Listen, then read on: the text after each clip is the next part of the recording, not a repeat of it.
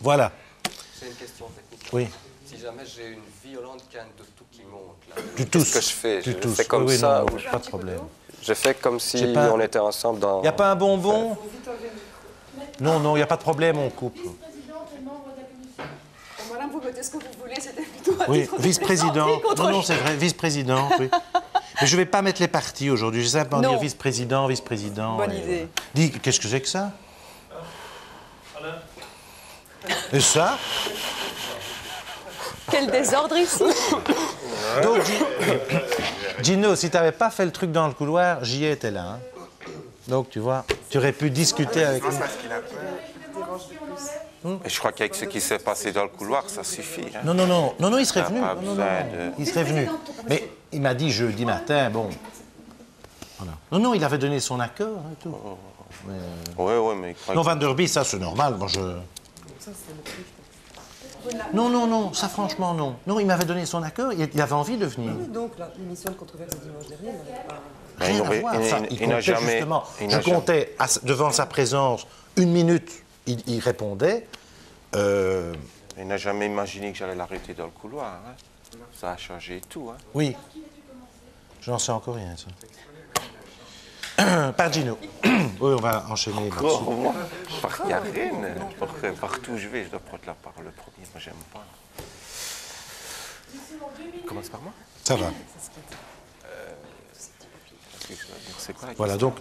Et alors, je vais donc vous redemander, par rapport à l'année blanche où il y avait eu une sorte d'unanimité pour entendre Conrad, je crois que le président avait donné. Les parents étaient aussi demandeurs, et puis on n'en parle plus, donc je vous demanderai alors, est-ce que. Voilà.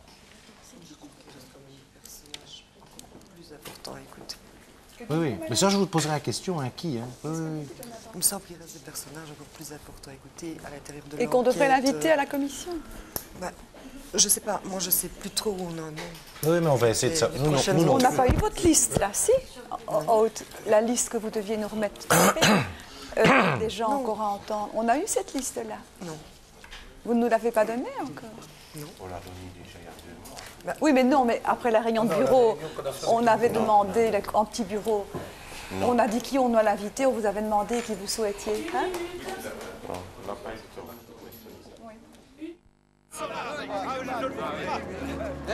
C'est une tueuse de bébé, alors. C'est pas vrai! Je devrais peut-être garder le bébé. Je recommanderais l'avortement sans la moindre hésitation. Il faut éviter le scandale. Que ressent-on quand on a décidé de tuer son bébé? Votre deuxième film, à 21h45, Le garde du corps. Je ne suis pas une bonne affaire. Pour l'épouser, c'est quand je veux. Et puis merde, je me marie. Profites-en parce que ça va pas durer. Il va la tuer comme il a tué ses 2 autres femmes. Attendez! Attention! Vous croyez vraiment que je veux tuer ma femme? Gérard Jugnot, Jane Birkin et Samy Frey vous invitent sous le soleil marocain pour un voyage très mouvementé. Ce soir, 20h10, une affaire personnelle. 21h45, Le garde du corps. 2 films, c'est mieux.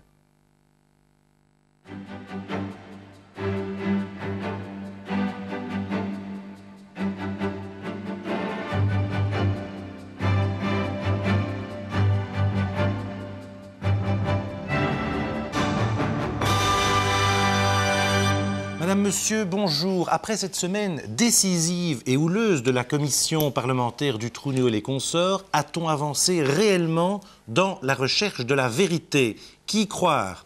Comment analyser le non-dit de ces auditions et tous les sous-entendus?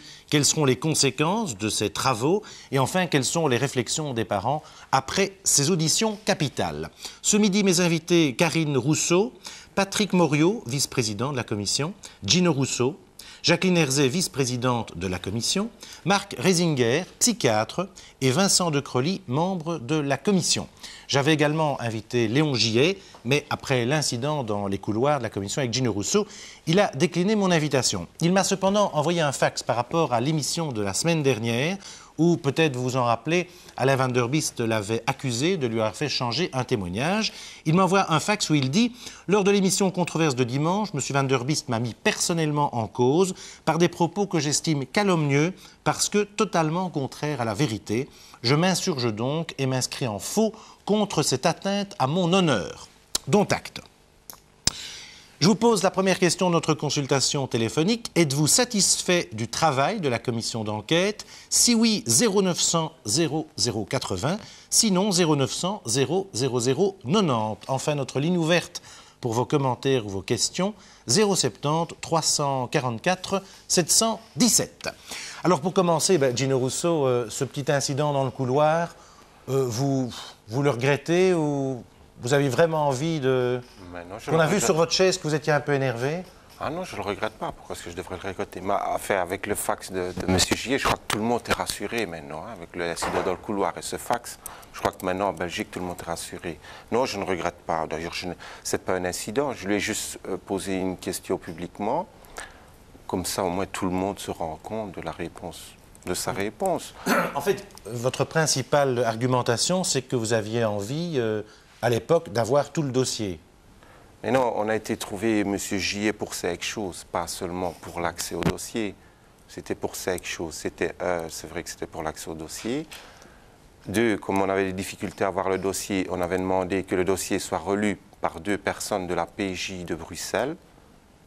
3, c'était pour qu'il nous signe des papiers pour M. Lelièvre.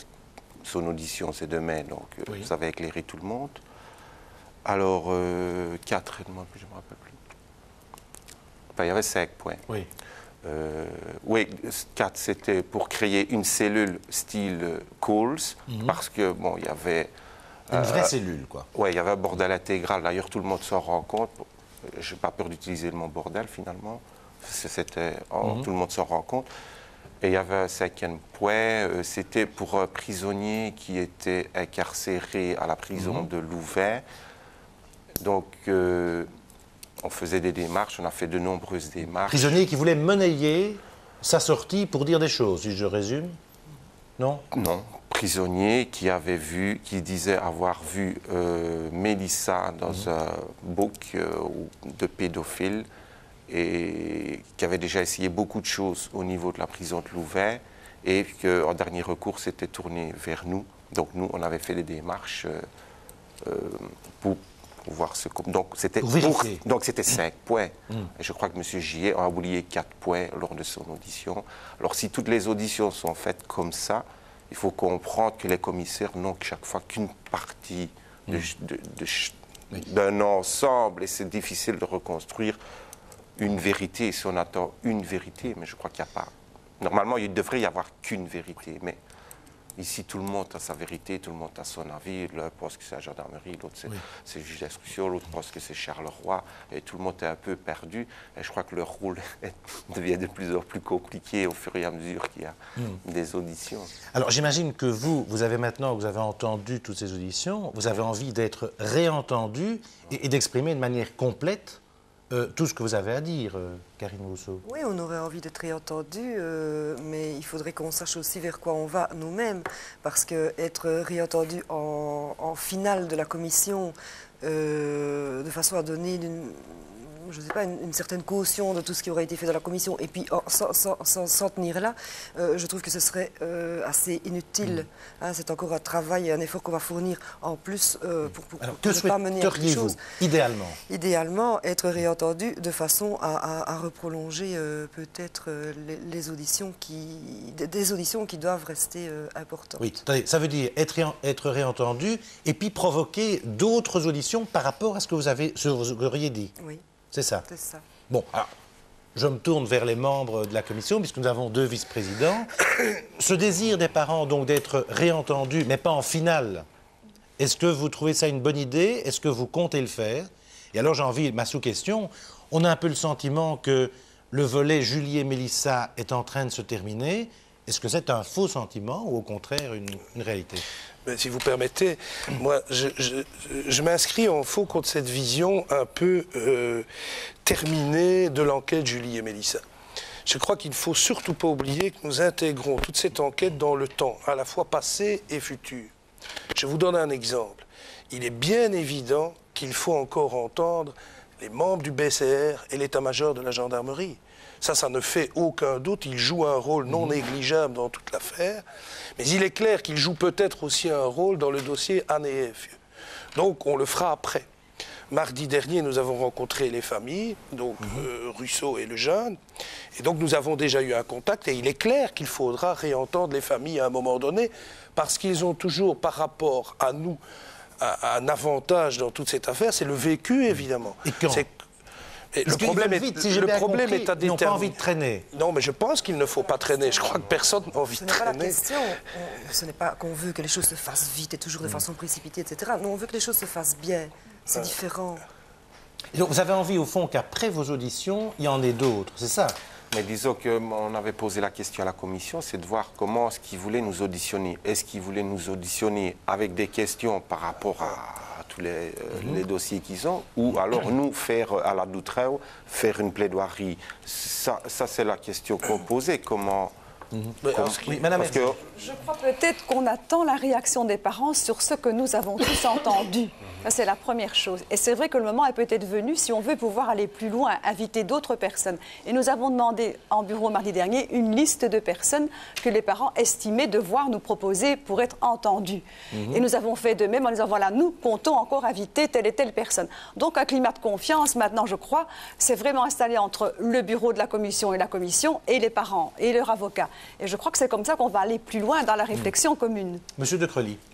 Écoutez, moi je crois vraiment qu'ici on est entré dans une phase importante, comme vous l'avez dit en commençant, c'est-à-dire qu'au fond, toute la phase papier, tout ce travail sur les fax, gendarmerie, les lettres que sont échangées les magistrats, les gendarmes, les pégistes, tout ça a été fait. Je ne pense pas qu'on a nécessairement bouclé cela, mais une importante partie du travail a été faite. Maintenant, il faut passer au travail d'enquête qui concerne tout ce qu'il y a autour et alentour du papier. Nous, on ne va pas se satisfaire, nous, au Parlement, du papier. C'est évidemment pas la seule chose à faire. Vous n'êtes pas encore loin, pensez-vous, monsieur de Creully? Je crois que là, il reste beaucoup de travail. Notamment, je vais vous donner 3 exemples. Je crois qu'il faut qu'on se penche bien davantage que nous ne l'avons fait jusqu'à présent sur la trajectoire professionnelle, les projets professionnels de certains acteurs policiers et judiciaires que nous avons rencontrés jusqu'ici. Sur le type de dossier dont ils ont la spécialité ou le type de dossier qu'ils suivent à présent, d'ailleurs. Il y a parfois des évolutions qui sont tout à fait intéressantes. Intéressante pourquoi? Parce que là, on ne comprend pas. Intéressante parce que vous avez par exemple des magistrats qui, spécialisés dans le trafic de voitures, se retrouvent dans un tribunal de simple police. Vous avez des policiers... Et vous voulez dire quoi par là, alors? Mais je pense qu'il faut étudier ça. Dans certains cas, il est assez étonnant de voir des magistrats investis d'un rôle important, procureur du roi à Charleroi, par exemple, se retrouver au tribunal du travail. D'après la logique et d'après l'organisation générale des carrières et des trajectoires de chacun dans l'ordre judiciaire, ça paraît un peu curieux. Sanctions déguisées, mises au placard? Ça vous les sous-entendre? Je ne sais pas, je cherche. Ce qui est très important de trouver maintenant, ce sont des liens cachés. Avec les documents papier, les fax, etc., on sait à peu près maintenant qui a dit quand, quoi à qui. Mais ce qu'il faut savoir, ce ne sont pas des liens visibles. On ne va pas se mettre, nous, à chercher des caches visibles. On cherche des liens cachés. Et il faut les chercher dans ces zones-là aussi. Mais dites-moi, en vous écoutant, moi, j'ai le sentiment que ça ne fait que commencer, selon vous. Alors qu'on a un peu le sentiment que c'est en train de se terminer. Moi, ce n'est pas mon sentiment du tout, non. Ça ne fait que commencer. Si je peux rajouter alors, vous en avez jusqu'en juin. Il y a du trou, Nio les consorts. Et Nio les consorts, on est loin d'avoir à daguer dans cette piste-là. Et c'est aussi important que du trou, à mon humble avis. Je crois que, si j'ai bien compris, le rapport Likendal, quand même, s'arrête avec beaucoup de questions. Je crois que c'est à la commission d'aller chercher les réponses. Et par rapport à nos auditions futures, parce qu'il y en aura peut-être plusieurs par rapport à peut-être des confrontations, je ne sais pas. Il faut savoir que nous, on n'a pas accès au huis clos. On ne sait pas ce qui se passe dans les huis clos. Donc, on n'a pas l'avantage de certaines personnes dans notre audition. Et quand on est écouté, nous autres, on ne sera pas écoutés comme des responsables. Donc, il faut bien faire Et qu'est-ce que vous voulez dire par là, Gino Russo? Qu'est-ce que je veux dire par les huis clos?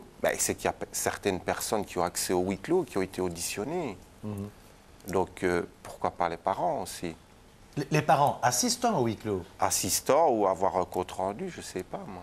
Trouver... moi, je crois, je suis convaincu que tous les commissaires ont lu le dossier d'instruction de Liège et qu'il y a certaines personnes qui jettent des doutes et des troubles sur les parents par rapport à ce dossier de Liège. Donc, ils doivent détecter des mensonges par rapport à ce qu'il y a dans le dossier et par rapport à ce que certaines personnes, comme par hasard tous les membres du Palais de Liège, essayent de jeter devant la commission et devant la presse et dans l'opinion publique. Moi, je trouve ça c'est grave. Oui, par exemple.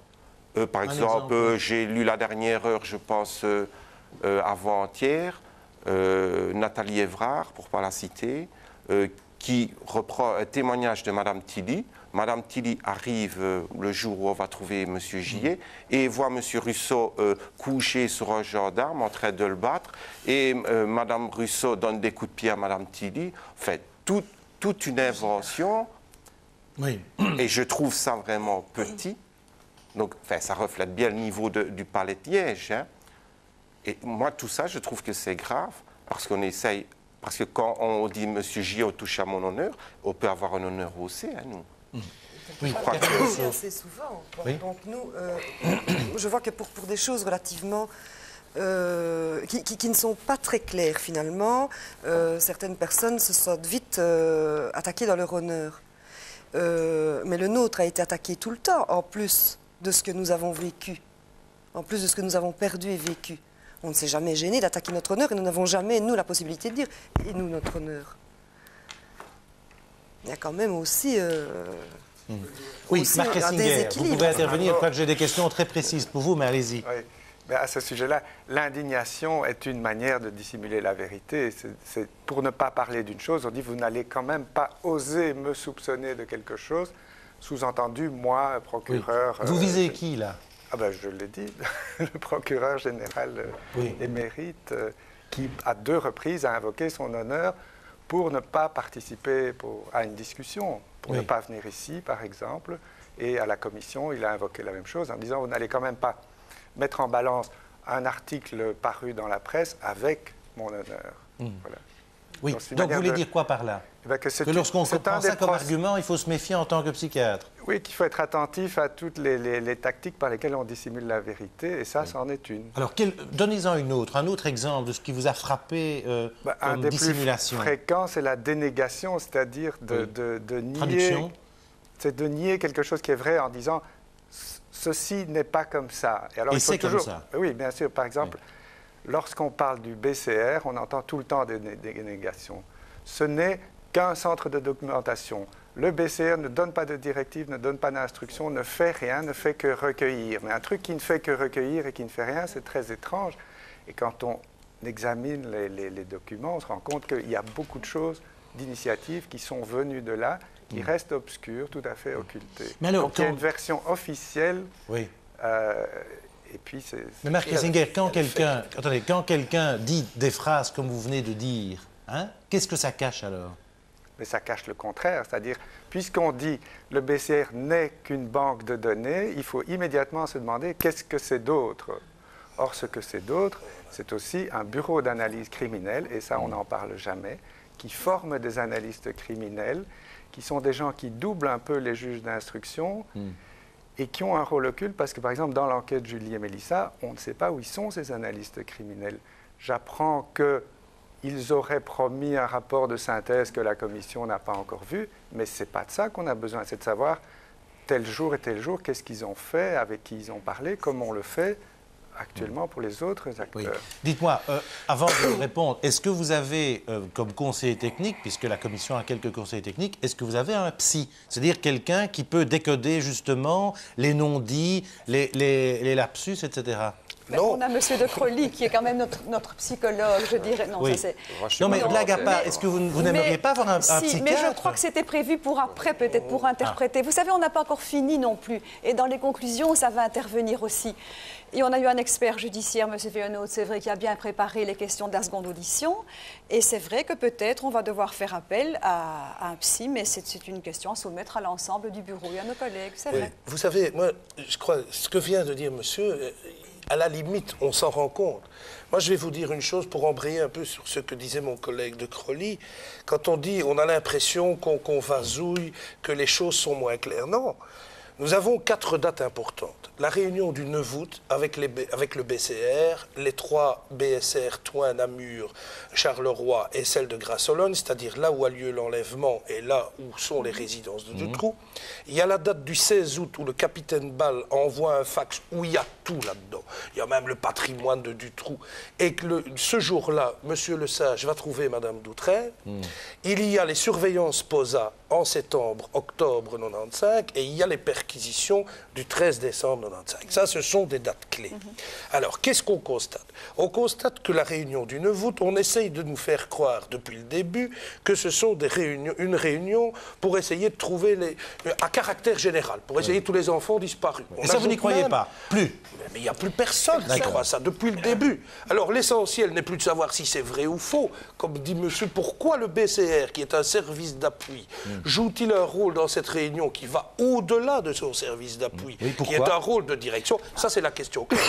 Ça, c'est la question clé. Donc, quand je vous disais tout à l'heure qu'il faut attendre certaines auditions, pourquoi la surveillance POSA de septembre 95, on voit apparaître Mercedes Blanche, on voit apparaître un monsieur en Jetta bleu, corpulent, 50 ans, cheveux en arrière, bien habillé avec une petite fille. Moi, je vous assure, quand je lis ça, je n'en sais rien, je n'accuse personne. Ça me semble ressembler étrangement à Nioul.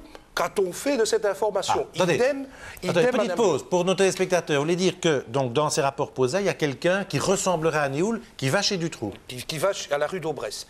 Et même chose vis-à-vis de Lelièvre, puisqu'on suit Dutroux et qu'on le retrouve à Saint-Servais, et ils vont dans un café à 4 avec quelqu'un qui ressemble aussi furieusement à Lelièvre. Qu'a-t-on fait? Qu'a-t-on fait avec les éléments qu'on a trouvés le 13 décembre? Vous savez, il y a le spéculum, les cassettes, les cahiers dans lesquels on apprend la Slovaquie. Tout ça confirme les informations qu'ils ont reçues. Mais alors pourquoi? Et donc, ça, c'est la question fondamentale. Mais est-ce que vous y parviendrez? Est-ce que vous parviendrez à cela? Eh bien, moi, j'ai demandé à la commission, nous en avons parlé entre nous, que l'on puisse faire, par exemple, un système de colonnes dans lequel il ne faut évacuer absolument aucune hypothèse. Ça peut être le fruit de négligence, on n'y croit plus beaucoup.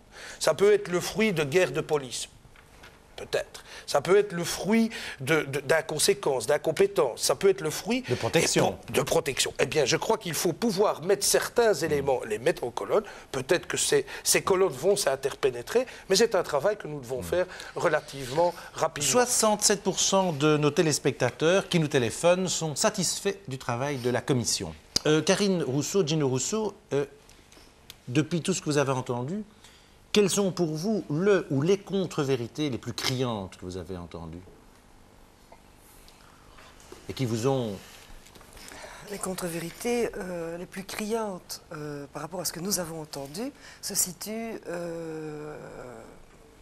disons-le franchement, se situent surtout du côté de la magistrature. Pourquoi du côté de la magistrature? Parce qu'à partir de la magistrature, on est déjà à un niveau un niveau supérieur d'autorité. En ce qui concerne la gendarmerie, on n'est pas encore arrivé à un niveau très élevé. Donc, on n'a peut-être pas encore pu aller déceler les contre-vérités de la hiérarchie de la gendarmerie. En outre, ce sera plus compliqué puisque nous, personnellement, nous n'avons pas eu de vécu avec les supérieurs de la gendarmerie. Tandis que nous en avons connu un avec la magistrature. Donc, mais qu'est-ce qui vous semble la chose qui vous semble la moins vraie? Ce sont surtout les affirmations de disponibilité des uns et des autres vis-à-vis de nous ou de l'enquête. Monsieur Gillet qui était soi-disant disponible, Monsieur Ambroise qui était soi-disant disponible, Monsieur Lamotte qui était soi-disant disponible. Il n'y avait personne de disponible dans cette enquête. Ça, c'est la vérité. C'est surtout le caractère humain, donc, au fond. Pas seulement humain, parce que, bon, vous savez, pas seulement humain, parce que le fait de ne absolument pas vouloir prendre contact et de se retrancher constamment derrière le secret de l'instruction pour ne pas donner le moins du monde un peu un aperçu de l'évolution de l'enquête, je crois que c'est aussi une énorme lacune, pas seulement au niveau travail, au niveau professionnel, pas seulement au niveau humain. Parce que qu'est-ce que ça... affaire à des amateurs? Non. Pas des amateurs, des gens qui ne voulaient pas laisser la moindre petite possibilité de savoir ce qui se passait dans cette enquête. Et pourquoi? Ça, c'est la question que vous aimeriez... Je crois qu'il y a... Mais je crois qu'on y a répondu partiellement. Je suis allé... Vous savez, il y a une jeune fille qui a disparu à Charleroi, à Mont-sur-Marchienne, mademoiselle Véronique Leclerc. Je lance un appel aussi, je profite de l'occasion, un appel aux témoins. Je suis allé discuter vendredi soir avec la famille. Je crois qu'on n'a encore rien compris. Hein. Ça fait une semaine qu'elle a disparu. Ça continue. On n'a aucune information sur comment se déroule l'enquête. On arrive le dimanche soir, on dit revenez, on prend la déposition, on dit revenez lundi matin. Le lundi matin, le gendarme est en congé jusqu'au mardi et on commence les battues le vendredi. Je veux dire, vous savez, je n'ai que des bribes d'informations, mais j'ai le sentiment de me retrouver devant les 3 dossiers que nous avons à étudier, où ça traîne et où ça part de nouveau, avec un côté tout à fait déshumanisé. Donc, et on n'informe pas sur ce point. Malgré ça, rien ne change alors. C'est ce qu'il me semble. Parce que simplement, il n'y a pas de vrai chef d'enquête, qu'il n'y a pas une tête qui dirige l'ensemble de l'enquête. Et on remarque ça dans toutes les affaires qui nous sont soumises. Il n'y a pas quelqu'un qui a vu une globale du dossier. Personne ne dirige ces enquêtes. Il y a quelqu'un qui devrait, mais qui ne l'a pas. Oui, mais à partir du moment où les parents n'arrêtent pas de répéter qu'il n'y a rien qui fonctionne et qu'on fait appel à qui on peut, qu'est-ce qu'ils en font, ceux qui disent les parents, aussi bien le procureur général, le juge d'instruction que le ministre, que tout le monde. Pourquoi est-ce qu'on ne veut pas le savoir? Parce que le secret d'instruction, il sert à cacher les dysfonctionnements. Ce sera la vérité. Et que maintenant, on est en train de le faire sauter et on voit tous les dysfonctionnements. C'était ça la réelle vérité du secret de l'instruction. Je voudrais bien revenir justement sur une question que M. Verwilgen a posée en commission, Mme Doutreau. Les parents vous ont envoyé plusieurs lettres dénonçant les dysfonctionnements de la gendarmerie. Pourquoi leur avoir répondu sur un ton aussi bref et aussi sec?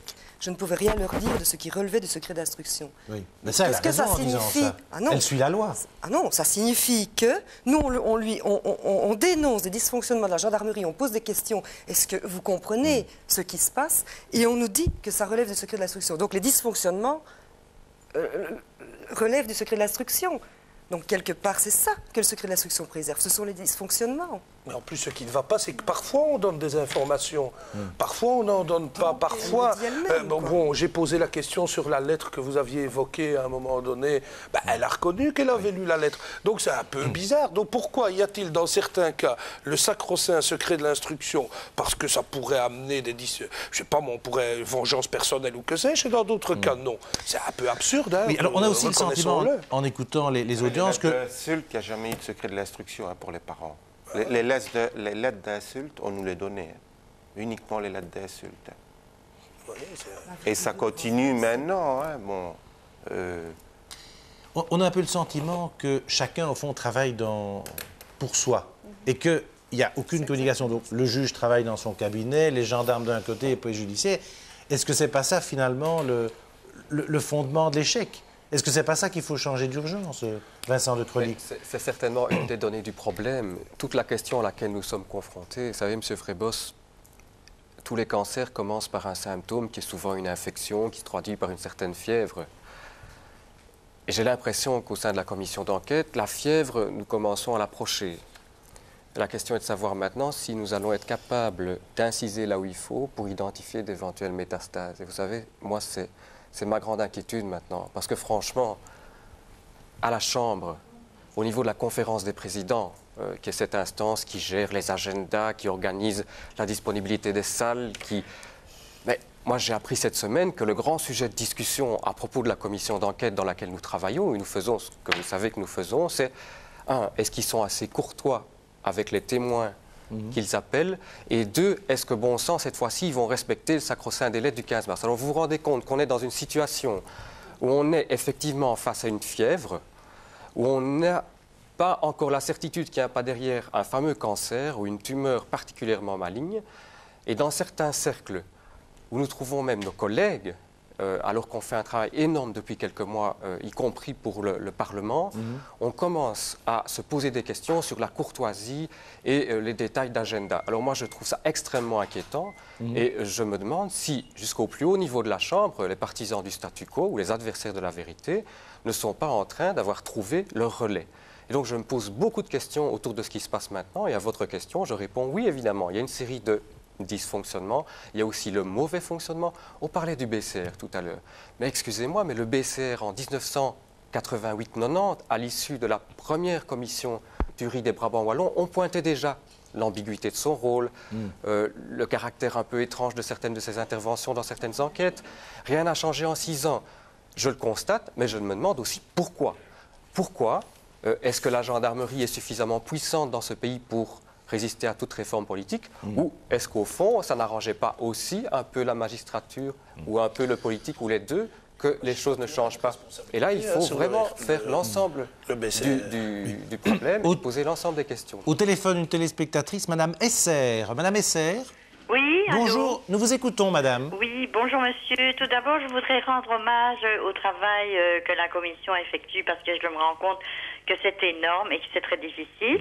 Mais je n'ai pas vraiment confiance en cette commission du fait que l'affaire a été tellement médiatisée et je crains que du fait de cette médiatisation et surtout de la campagne de dénigrement, particulièrement à l'égard de Mme Doutret, on n'aille pas vraiment jusqu'au bout et que Mme Doutret serve un peu de lampiste, disons, qui serait livrée, entre guillemets, à la vindicte populaire. Oui. Et ça, c'est un peu dans le chef des parents que je comprends très bien parce que moi-même, j'ai perdu un enfant en son temps et dans des façons atroces.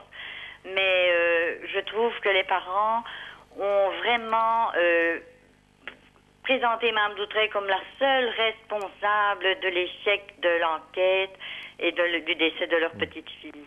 Alors, j'ai très très peur, évidemment, que de ce fait-là, de cette médiatisation, on ait déjà un peu fixé les coupables et les responsabilités et que ce soit au fond quelques personnes qui soient désignés comme de vrais responsables, alors que, d'après tout ce que j'ai entendu, parce que j'ai suivi les travaux depuis le début, il me semble quand même qu'il y a des dysfonctionnements un peu à tous les niveaux, une espèce d'inertie dans le chef de l'APJ, une espèce de cloisonnement entre gendarmerie et magistrats. Et alors, ce qui m'étonne le plus, c'est que les magistrats soient pieds et poings liés, livrés au bon vouloir de leurs enquêteurs qui ont l'appréciation des renseignements qu'ils leur transmettent. Madame Esser, merci de votre intervention. Alors, on va deux réponses. D'abord les parents et puis les membres de la commission. Donc, la téléspectatrice craignait que, par votre intervention, si j'ai bien compris, la juge d'instruction soit un peu la lampiste. Qui veut répondre? Je crois que c'est mettre un petit peu les choses à l'envers. Ce n'est pas la lampiste. Elle a des responsabilités en tant que juge d'instruction. Et pour moi, le juge d'instruction, ça restait le chef d'enquête. D'ailleurs, on voit qu'il n'y en a pas d'autres dans cette enquête. Ça restait le chef d'enquête qui n'avait pas envie, apparemment, de s'occuper très sérieusement de ce dossier. C'est manifeste. On l'a vérifié quasi toutes les semaines pendant cette enquête. On a vérifié qu'il n'y avait pas d'intérêt au niveau du juge d'instruction par rapport à ce dossier. Et on avait beau lui dire qu'il s'agissait d'un dossier qui concernait des petites filles dont on espérait toujours qu'elles étaient en vie, ça n'ébranlait pas le moins du monde Mme Doutret. Donc, effectivement, il y a peut-être quelque part une rancœur de maman, de ma part, vis-à-vis d'une autre maman qui n'a pas voulu comprendre que moi, je cherchais ma fille. Et j'ai jamais compris. Je vois que tous les commissaires le comprennent, que tous les parlementaires le comprennent. Je vois qu'il y a énormément de monde qui comprennent ce sentiment. Et dans le chef du juge d'instruction, elle qui était quand même le plus à même de faire en sorte que l'enquête évolue bien, elle n'a pas voulu prendre ce sentiment en compte.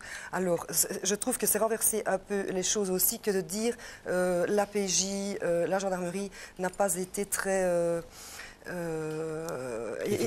n'a pas été très efficace et que les magistrats dépendent du bon vouloir de ces gens-là. C'est tout à fait le contraire, on est désolé, mais c'est quand même ceux qui sont au bas de l'échelle qui dépendent toujours du bon vouloir des plus hauts. Il ne faudrait quand même pas retourner les choses. Oui, Gino Rousseau, moi je voulais dire deux choses, que cet argument, oui, les parents, je les comprends parce qu'on a assassiné leur fille, je n'en veux pas de cet argument-là. On a assez prouvé qu'on savait rester l'esprit clair. Alors cet argument, il est facile, il est systématiquement utilisé par la magistrature depuis le début.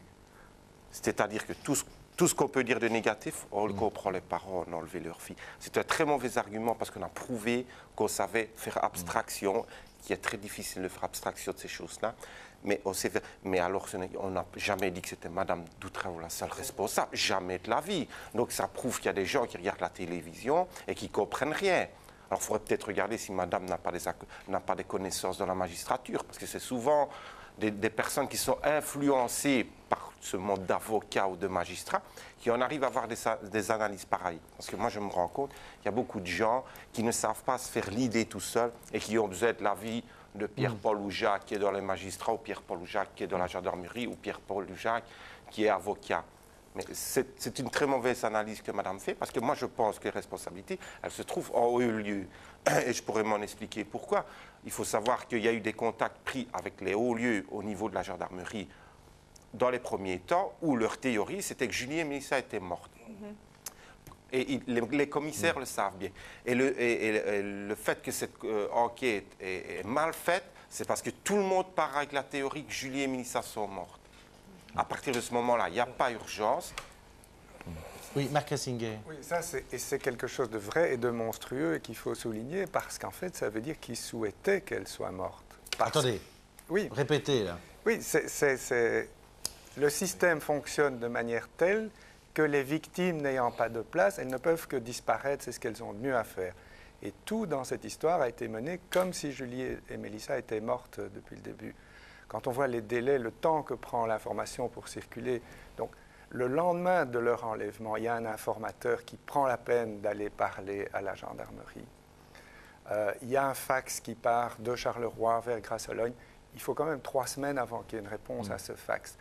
Et puis ça continue comme ça. Et puis il y a une réunion du 9 août où il y a 2 pistes. Il y a une piste rapide et une piste lente. On choisit la piste lente. Et puis on fait l'opération Othello qui consiste non pas à chercher 2 petites filles, mais à chercher des voitures, enfin un trafic de voitures volées, ou la traite des êtres humains en général. Mais donc, ou la traite des êtres humains. Mais de nouveau, pas Julie et Mélissa.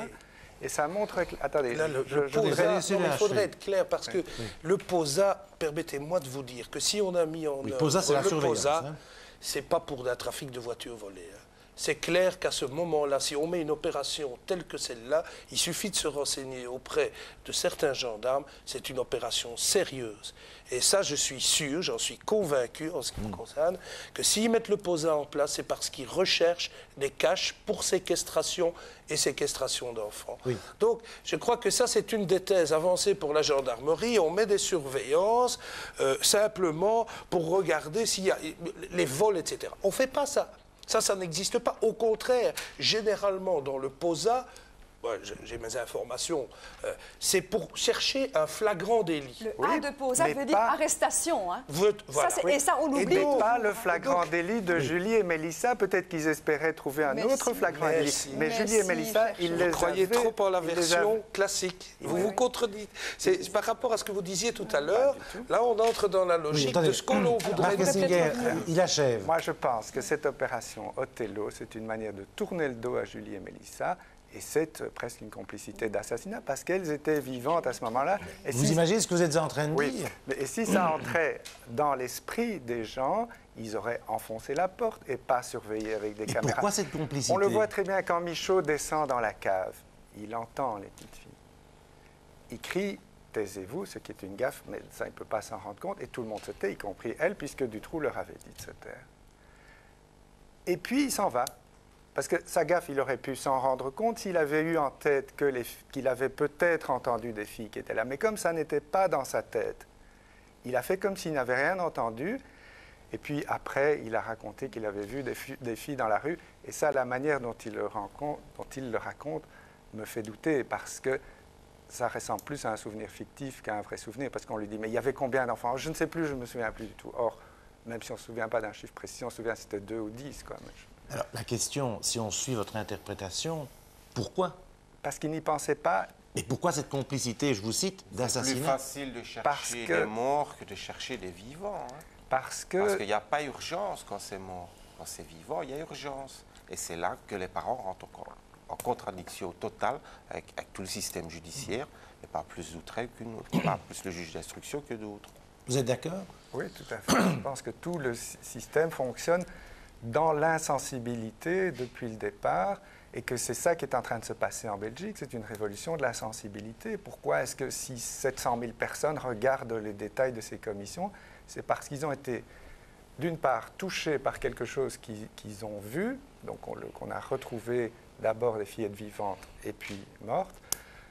Ça a été le traumatisme. Et puis ce qui entretient le traumatisme, c'est le déni de ça. C'est-à-dire qu'après, on essaye d'étouffer l'affaire. Et je pense que les institutions, à part la commission qui travaille de manière extrêmement humaine, tout le reste des institutions, comme Vincent de Crolly l'a dit, essayent de refermer le plus vite possible. On a une preuve quand le procureur, Mme Bourguignon, nous fait des condoléances. C'est une parole qu'on ne peut utiliser qu'en cas de décès. Vous ne trouverez jamais un autre moment pour utiliser ce mot-là. Jamais. Ils ont beau faire la gymnastique incroyable, que ce soit du procureur général. Parce qu'il y a un tir groupé du palais de justice de Liège. Je m'excuse, dans toutes les auditions, on voit bien que la gendarmerie renvoie la PJ au magistrat. Mais seule la magistrature renvoie sur les parents. Hein. Seuls eux. Hein. Ambroise, Gillet, Toutreau, Laurent, lui, ça, dans son style, en nous torturant, on coupe le gaz, l'électricité, enfin, en nous regardant, enfin, soit. Mais, je ne sais plus ce que je disais. Oui, que les condoléances n'étaient pas naïves, c'est ça. Mais les condoléances sont un état d'esprit, hein, bien incrusté dans le cerveau de tout le monde, là au palais de justice de Liège et au niveau des hautes sphères dans la gendarmerie. Hein. 76% des téléspectateurs qui nous téléphonent sont satisfaits du travail de la commission, donc ça a encore augmenté. Je vous pose la seconde question de notre consultation téléphonique. Faut-il retransmettre les audiences à la télévision? Si vous pensez que oui, 0900 000 80. Si vous pensez que non, 0900 000 90. Alors, 2-3 questions précises. Beaucoup de téléspectateurs nous ont téléphoné en disant, mais au fond, pourquoi certains commissaires parlent-ils toujours à mi-mot de la mafia russe dans cette affaire? Visiblement, ils n'ont pas très bien compris. Alors, quels sont les liens entre la mafia russe et pourquoi certains commissaires, vous deux d'ailleurs, je crois, posaient des questions qui vont dans ce sens-là? En 2 mots. Mais c'est tout simple.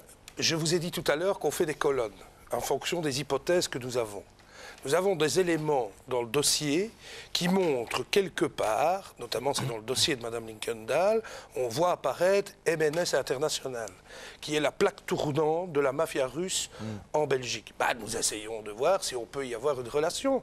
Moi, je crois que nous avons intérêt, comme par exemple, j'essaye à tout prix de ramener Nioul dans ce dossier.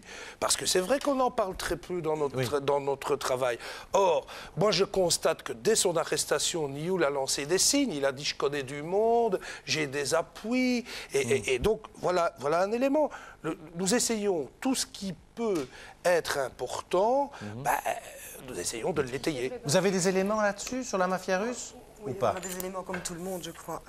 Oui, comme tout le monde. Oui, enfin, en tout cas comme les commissaires d'enquête.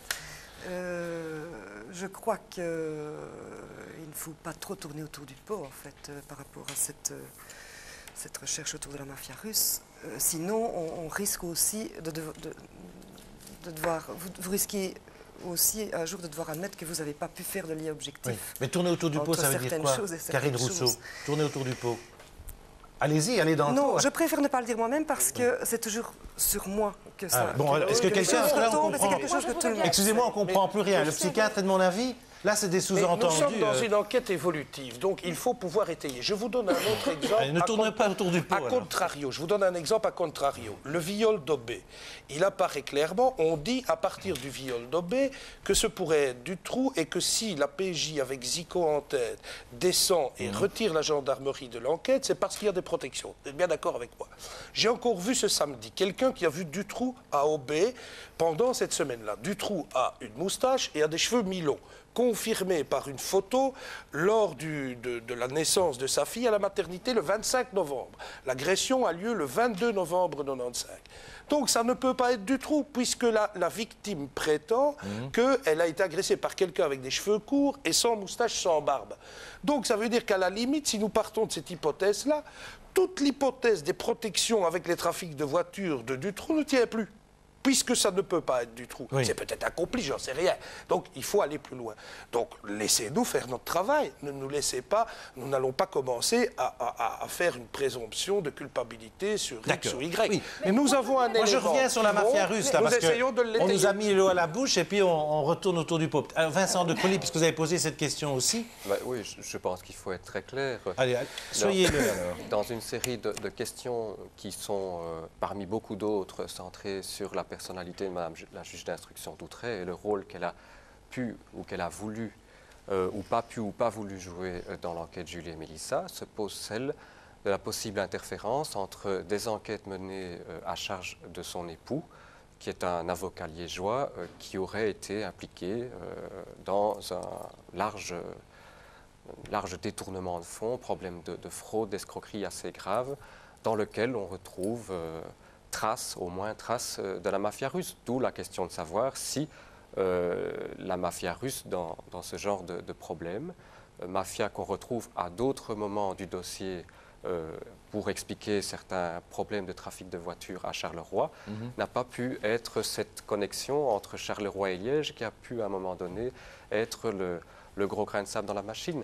Il y a cette hypothèse-là, il y en a beaucoup d'autres, et elles ne tournent pas toutes autour de Mme Doutrel. On revienne à des faits constatés, parce que ça me semble important aussi, et au crime organisé en Belgique.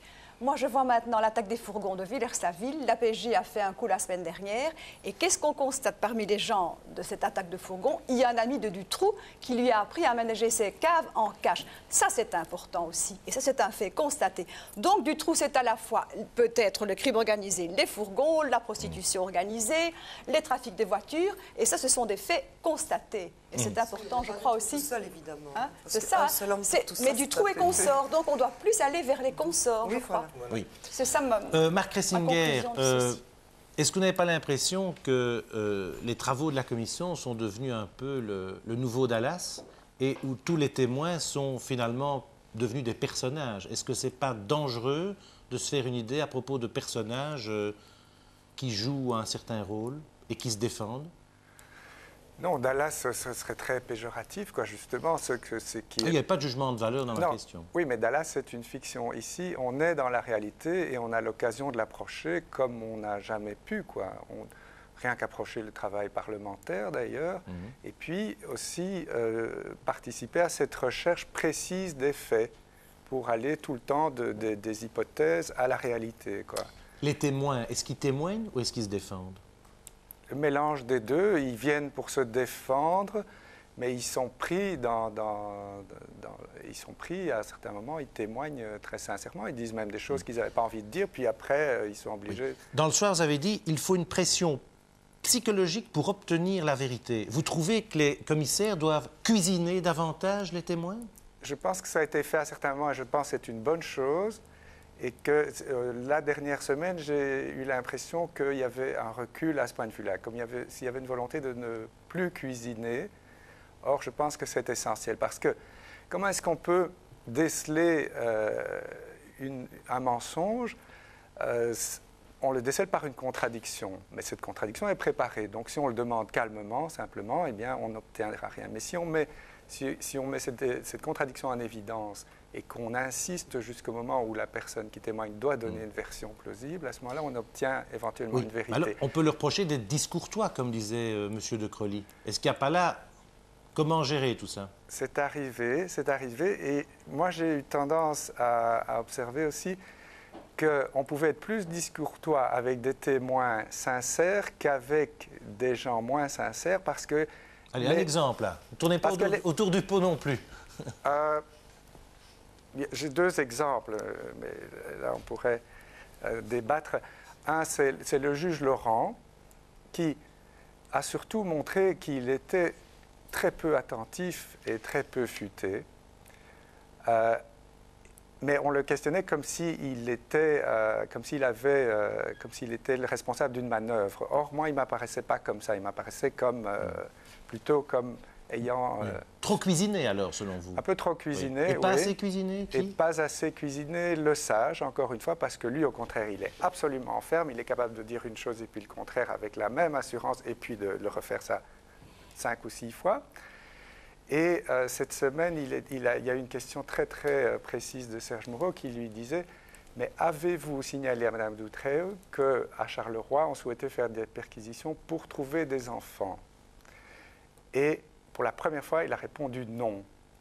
Et Serge Moreau voulait continuer parce que c'est quand même un retournement important par rapport à sa première audition. Et le président lui a coupé la parole et on est passé à autre chose. Alors, Monsieur Moreau... Parce que vous devez savoir que nul ne peut s'accuser soi-même. Et donc, vous devez quand même être bien conscient que nous avons, nous, des éléments. Moi, je peux vous dire, par exemple, que cette semaine... peut-être que je suis atypique parce que tout le monde a le sentiment qu'on n'a pas avancé. Moi, je trouve qu'il y a mais vraiment des discordances par rapport aux premières auditions des uns et des autres assez fondamentales. Que ce soit Mme Doutrève, que ce soit M. Lesage, que ce soit M. Laurent. Quand M. Laurent m'a expliqué pendant 20 minutes que c'était des caches qui pouvaient servir à des produits de vol lors de sa première audition. Donc, il y a quand même eu énormément de choses. Et ça, nous devons le remettre. Donc, les contradictions, elles ne sont pas nécessairement apparentes à la télévision. Et ça, c'est important. Une petite question. Lorsque vous demandez, vous avez questionné la juge sur sa préparation, lorsqu'à un moment donné, dans son dossier, vous lui demandez le nom de son avocat et ce qui s'est dit entre eux, est-ce que là, vous n'outrepassez pas vos droits? Peut-être, mais moi, je dois vous dire que ça, il ne faut pas nous demander non plus de ne pas avoir nos réactions émotionnelles. Mais ce qui, moi, me semblait énorme, il y avait 3 éléments. 1, quand on a appris que la gendarmerie se préparait, c'est apparu comme un scandale. Tous les journaux ont titré. 2, quand on voit les difficultés, notamment des familles, pour avoir accès aux dossiers, et même nous, d'ailleurs, on n'a pas eu les dossiers si facilement que ça. Et puis, quand je vois le dossier de Mme Doutrève, je dis, là, à la limite, vous savez, quand la gendarmerie se prépare, c'est un scandale. Quand Mme Doutrève se prépare, c'est une preuve d'intelligence. Moi, je dis, on doit être équitable. Et donc, je dis que moi, je me serais préparé aussi si je devais passer devant la commission, bien évidemment. Donc, je trouve ça normal, mais qu'on ne mette pas positivement en évidence l'un et négativement l'autre. Monsieur de Crolly, lors de l'émission L'année blanche en 96, les commissaires sur le plateau et les parents avaient souhaité que M. Conrod soit entendu par la commission. Pour l'instant, on n'en parle plus. Qu'est-ce qui se passe? Je pense que c'est quelque chose qui doit se faire absolument. Je crois que c'est très important. M. Conrod est quelqu'un qui a écrit une lettre au roi, que j'ai relue cette semaine d'ailleurs. Mais on n'en parle plus. Ça veut dire que c'est enterré, on ne l'entendra pas? Je ne pense pas que ce soit enterré, mais c'est quelque chose d'extrêmement important. Quand M. Conrod dit dans notre pays, la criminalité organisée, en substance, il dit, a parasité les circuits légaux de la lutte contre la corruption pour s'ériger en véritable institution. C'est lui qui utilise ce terme. Je crois qu'avant que nous découvrions ce que nous avons découvert le 17 août, il avait là des paroles terriblement prémonitoires et il faut entendre cet homme sur une série de choses qu'il a certainement à nous dire. Et c'est prévu aussi dans les semaines qui viennent ou pas encore? À ce stade-ci, je pense qu'au niveau agenda, les choses ne sont pas Madame bouclées. Herzé, moi j'ai envie, en tant que vice-présidente, de vous poser une question. Avec tout le boulot qu'il y a encore à faire, nous l'avons constaté ce dimanche, est-ce que c'est possible que tout soit clôturé le 15 mars, je crois? C'est une utopie? Ça va être très très dur, mais moi je vois bien, vous avez un rapport intérimaire, par exemple. Je crois qu'il faut qu'on fasse notre travail sérieusement et qu'on le fasse à fond. Mais je suis partie jusqu'où il faudra, M. Vrébos, le temps qu'il le faudra, mais on ne peut pas non plus traîner dans les auditions. Je crois que la réflexion va être importante aussi et les conclusions aussi. Mais je voudrais revenir à la vérité. Moi, je crois que notre recherche est biaisée pour 2 choses. Parce qu'un témoignage n'a de valeur que s'il est personnel et spontané. Or, c'est vrai qu'on a vu que la gendarmerie préparait les questions, la magistrature aussi, M. de Gembarini, tous ses substituts, et les autres témoins aussi. Que faire alors? Improviser? Donc, on aura très difficile. Et la seconde chose, c'est que c'est médiatisé. Dans une instruction classique, les autres ne savent pas ce que les uns et les autres ont dit avant. Ici, tout le monde sait ce que le prédécédent a dit. Donc, je crois que ça va être très difficile pour la Commission de voir vraiment, de trouver cette vérité par notre système de fonctionnement actuel. 96% de nos téléspectateurs sont en tout cas pour la retransmission donc, des débats à la télévision. Karine Rousseau, Gino Rousseau, il nous reste 1 minute. Qu'est-ce que vous attendez là dans les semaines qui viennent? Quelles sont au fond vos exigences, vos souhaits, vos craintes? On attend surtout qu'on en revienne bien à l'essentiel, que la Commission continue dans l'état d'esprit où elle a commencé son travail, donc en faisant bien la part, enfin, en ne laissant pas la porte ouverte à aucun clivage politique et en continuant dans un esprit de front commun à aller le plus loin possible et sur l'essentiel. Donc, effectivement, comme le disait M. de Crowley tout à l'heure, les problèmes de calendrier, les problèmes de courtoisie, etc., ce ne sont pas des questions essentielles. Il faut absolument rester sur l'essentiel parce que sinon, la Commission aura été énormément de travail pour beaucoup de monde, pour rien. Et ça, pour nous, ce serait vraiment l'échec total. Moi, je voulais dire que je ne pense pas que je suis ici aujourd'hui parce qu'on a enlevé Julie et Missa. Je crois que je suis ici parce qu'il y a tous ceux qui ont traité le dossier ont mal travaillé. C'est pour ça qu'on est ici, parce qu'ils ont eu 10 mois minimum pour retrouver Julie Missa. Et de ce que j'ai vu jusqu'à aujourd'hui, mais j'ai vraiment peur. J'ai vraiment peur pour tout le monde, pas seulement parce que pour Julie Missa, mais j'ai vraiment peur pour tout le monde et pour ce fameux mot qu'on aime bien de citer dans toutes les analyses, seulement démocratie. Ben, dans ce que je vois, ben, ça me fait peur. Ça me fait peur pour tout le monde. Pour n'importe quelle personne qui peut avoir des problèmes avec la justice. Merci à tous d'avoir essayé de réfléchir sur ce qui s'était passé cette semaine. Ce n'est pas facile, mais j'espère que vous y voyez un peu plus clair. À dimanche prochain.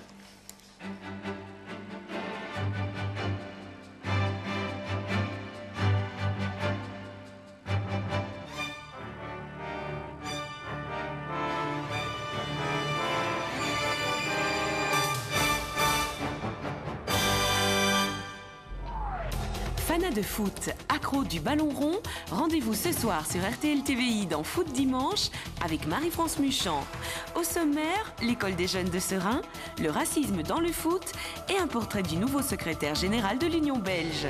Foot Dimanche, ce soir à 19h20. Gros plan sur Foot Dimanche avec Jupiler.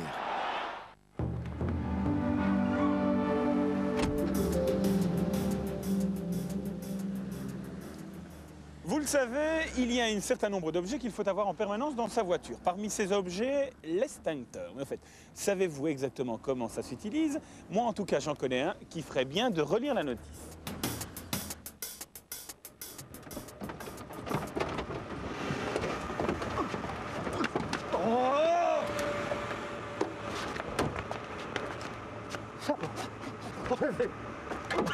Ça fume! Ça fume, c'est cas de feu!